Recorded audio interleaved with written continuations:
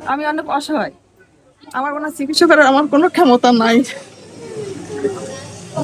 কিন্তু আপনারা যদি একটু পাশে দাঁড়ান তাহলে আমার স্বামীর আমি চিকিৎসা করতে পারবো, নাই তো আমি পারবো না। অনেকদিন তো আমার বলতেছে অনেকদিন দিয়ে বলছে আমার একটা বাচ্চা, ছোট বাচ্চা, আমি আমার বাপের বাড়ি যশোর, আমি এই দেশের বউ। এখন ভাই হোক আপা হোক আমার পাশে একটু দাঁড়ান, তাহলে দেখা যাচ্ছে আমার স্বামী একটু চিকিৎসা করতে পারবো, আমার বাচ্চা নিয়ে আমি একটু চলাফেরাও করতে পারবো, যদি আপনারা আমার পাশে একটু দাঁড়ান। এই দোকান দিয়েছি আমি, কিস্তি লোন তুলছি 1,30,000 টাকা লোন তুলছি, তুইলে আমি এই দোকানে মাল উঠাইছি। আমার প্রত্যেক সপ্তাহে 4,000 টাকা কিস্তি দেওয়া লাগে।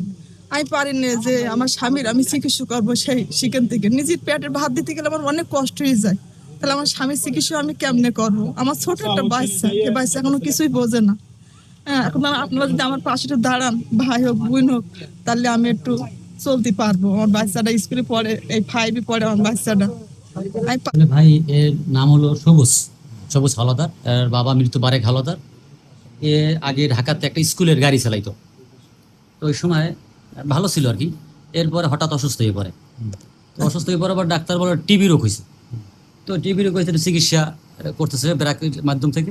তো এরপরে আর ওর কাছে অর্থ নাই, অর্থ না থাকার কারণে আর চিকিৎসা করতে পারে নাই। লাস্ট মুহূর্তে এইভাবে ভরে রয়েছে।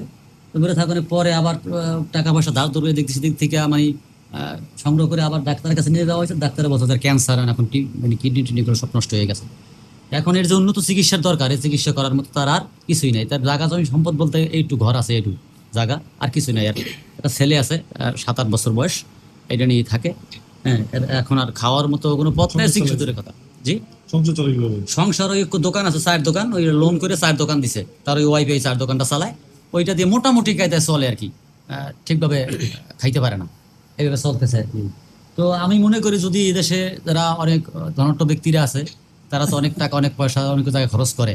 তো আমার এই ভাইটার জন্য তার চিকিৎসার জন্য কেউ একটু সাহায্য করে, তাহলে আমার মানে ভাইটা আমার চিকিৎসা একটু করতে পারে। এটার জন্য আমি আবেদন রইল কি দেশের ধন্যবাদ ব্যক্তির কাছে আর কি।